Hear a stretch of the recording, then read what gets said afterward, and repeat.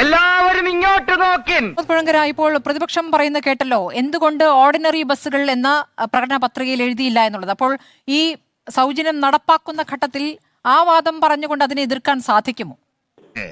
കേട്ടോ, അല്ല, ഓർഡിനറി എന്നുള്ളത് പ്രകടന പത്രികയിൽ സ്പെസിഫിക് ആയിട്ട് നിർദ്ദേശിച്ചോ എന്നുള്ളത് ഒരു പദ്ധതിയെക്കുറിച്ച് ബ്രോഡായിട്ടുള്ള അത്തരത്തിലൊരു വാഗ്ദാനം നൽകുകയും ശേഷം അതിനെ ഘട്ടം ഘട്ടമായിട്ട് നടപ്പിലാക്കുകയും അല്ലെങ്കിൽ അത് ഏതൊക്കെ ബസ്സുകളിൽ നടപ്പാക്കണമെന്ന് തീരുമാനിക്കുകയും ഒക്കെ ചെയ്യുക എന്നുള്ളത് ഭരണപരമായ ഒരു കാര്യം കൂടിയാണ്.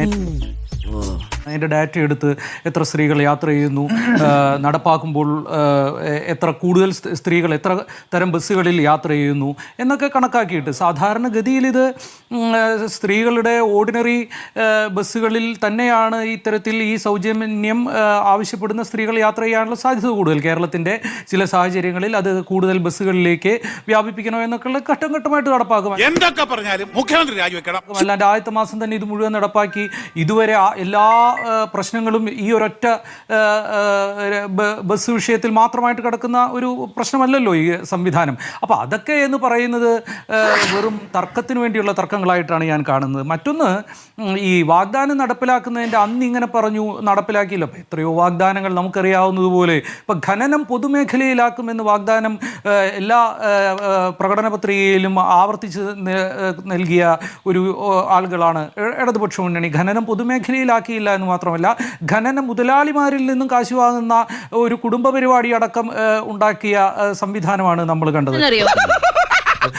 നേരത്തെ ആക്ഷേപിച്ച പരിപാടി സ്വാശ്രയ കോളേജുകളുടെ കാര്യത്തിൽ നമ്മൾ കണ്ടല്ലോ. ഈ സനോജിനും മുമ്പ് നമ്മളൊക്കെ ആയിട്ടും ഈ സ്വാശ്രയ കോളേജുകൾക്കെതിരെ എത്രയോ അധ്യയന ദിനങ്ങൾ റോട്ടിലിറങ്ങി അടിയും കൊണ്ട് സമരം ചെയ്ത ആളുകളിൽപ്പെട്ടവരാണ് നമ്മളൊക്കെ. സ്വാശ്രയ കോളേജുകൾക്കെതിരേക്കുള്ള പല എതിർപ്പുകളും കൃത്യമായി ഇപ്പോഴും നിലനിർത്തുന്നുണ്ട്. സ്വാശ്രയ കോളേജുകളെ പിന്നെ എങ്ങനെയാണ് ഇടതുപക്ഷം കൈകാര്യം ചെയ്യുന്നത് നമ്മൾ കണ്ടു.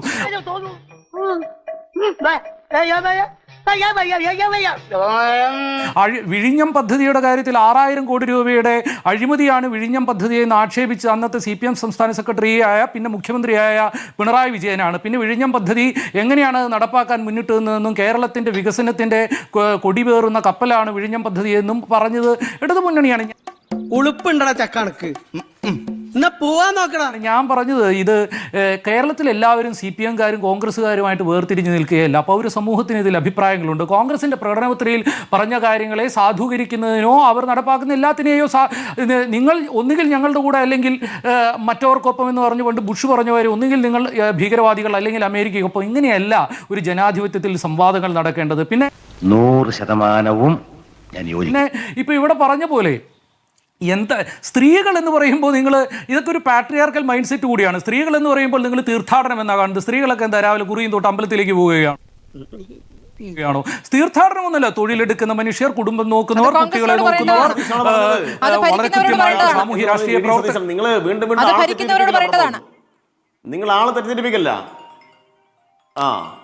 അല്ല, രാഷ്ട്രീയ നിരീക്ഷകൻ, സ്വതന്ത്ര നിരീക്ഷകൻ എന്നൊക്കെ വന്ന് പറഞ്ഞു കഴിയുമ്പോ അത് ഭരിക്കുന്നവരോട് പറയേണ്ടതാണ് ശ്രീ പ്രമോദ് പുഴങ്കര. അത് അല്ല, ഈ സനോജ് അല്ലല്ല, ഒരു മിനിറ്റ് ഒരു കാര്യം എനിക്ക് പറയാനുണ്ട് അക്കാര്യത്തിൽ. ഇപ്പോ അല്ല സ്മൃതി, ഇക്കാര്യത്തിൽ ഒരു തവണ പറഞ്ഞു സംവാദങ്ങൾ ഇപ്പോ സനോജ് പറയട്ടെ.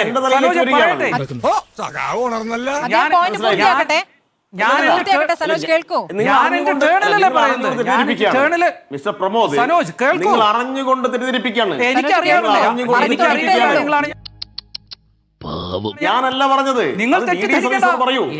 അങ്ങനെ പറഞ്ഞ തെറ്റാണ് എന്ന് പറയാനുള്ള സ്വതന്ത്ര രാഷ്ട്രീയ നിരീക്ഷകനല്ലേ?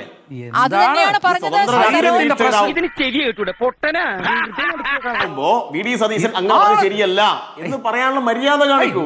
അല്ല, ഞാൻ പറഞ്ഞു എന്ന് പറഞ്ഞിട്ടെങ്കിൽ ആദ്യം സനോജ് ഒന്ന് കേൾക്കൂ. ഇപ്പോഴും അങ്ങനെയാണോ പറയുന്നത്? കേൾക്കാമല്ലോ. അങ്ങനെയല്ലല്ലോ പറയുന്നത്.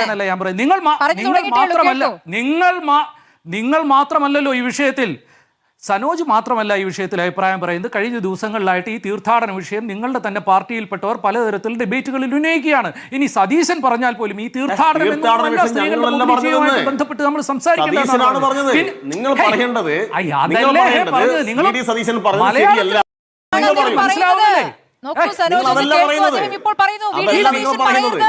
കവി തല്ലു വാങ്ങിയിട്ടേ പോകുന്ന തോന്നുന്നത്. സ്വതന്ത്ര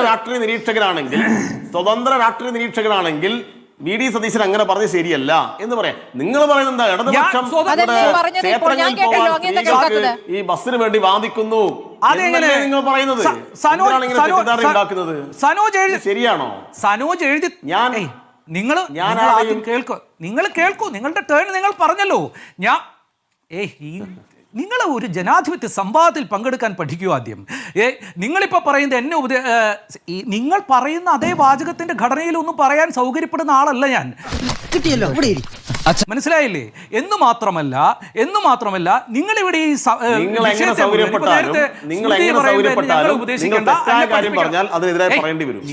അയ്യോ അവന് കിട്ടിയതൊന്നും ഒരു തെറ്റായ കാര്യവും പറഞ്ഞിട്ടില്ല. നിങ്ങൾക്ക് ആകെ കൂടി ലോകത്തെ കാണാൻ കഴിയുന്നത് AKG സെന്ററിന്റെ ജനാലയിലൂടെയും ഇന്ത്യ മാത്രമാണ്. ജനങ്ങൾക്ക് അങ്ങനെയല്ല.